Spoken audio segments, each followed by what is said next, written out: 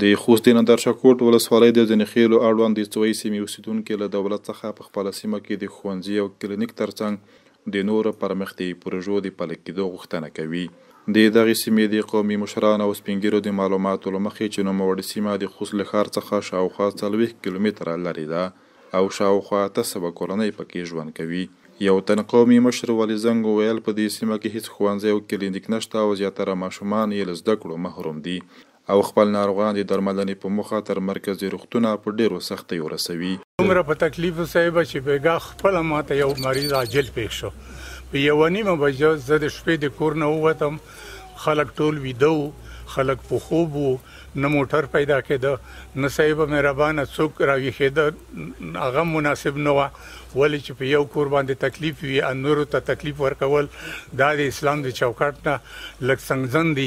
نو فلهذا چې په هر کور کې بیمار یا رنځور پېښ شي چې مرکز ته ونه رسوو بدون د هغې نه علاج نشي کېدی.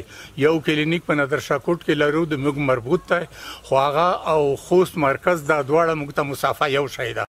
د دې سیمې یو بل قومي مشر حاجي محمد هم په خپلو خبرو کې وویل چې د ښوونځي او کلینیک د نشتون ترڅنګ له وارداتي برېښنا هم بې برخې دي او د بیا رغونې برخه کې هم دا سیمه له پامه لوېدلې.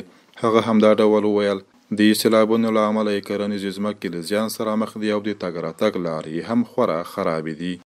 میگه روډ ته احتیاجي میگ خیر پکې د کلینیک ته خیر پکې چې بل مشروع دغه احتیاجي او کیمې میگه هغه چې د مشمول خمول ده چې غریبون په بیابان کې چې بود وي کا برنګي وي کا میر وي کا سوړی وي دوی به ته پروت دي.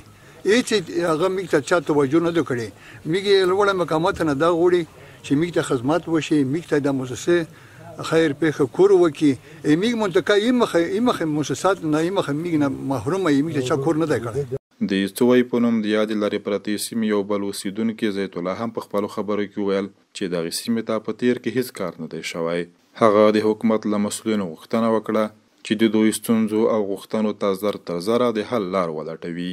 کوم کومک چې موږ غوښتو یا وای نه دی شوی، نو موږ اوس د اسلامي امارت څخه غوښتنه کوو تر څو دوی وکولی شي د موږ هغه مشکلات چې موږ سره په 20 کلن دوران کې یا د جنگ دوره به ووایو، ځکه چې موږ سیمه اکثره د جنگ په مرکز بدله وه، نو د دوی څخه موږ غوښتنه کوو چې د موږ غم، د موږ فکرونه، د موږ ځوانان، د موږ آینده نسل چې ماشومان تشکیلوي، نو دوی باید په ده باندې کار وکړي تر څو راتلونکی زموږ روښانه شي.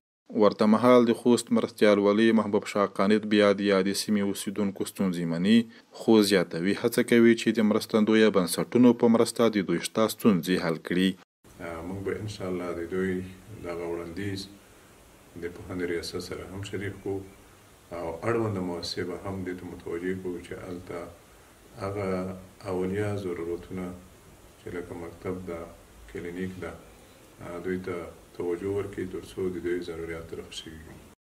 مرستیال والي هم دا ډول وویل ولایتي اداره پلان لري چې د نادرشاه کوټ ولسوالۍ اړوند د استوایي د سیمې سربیره ټولو هغو لرې پرتو سیمو ته د متوازن انکشاف له مخې پرمختیایي چارې ترسره کړي چې په تېر کې ورته کار نه دی شوی.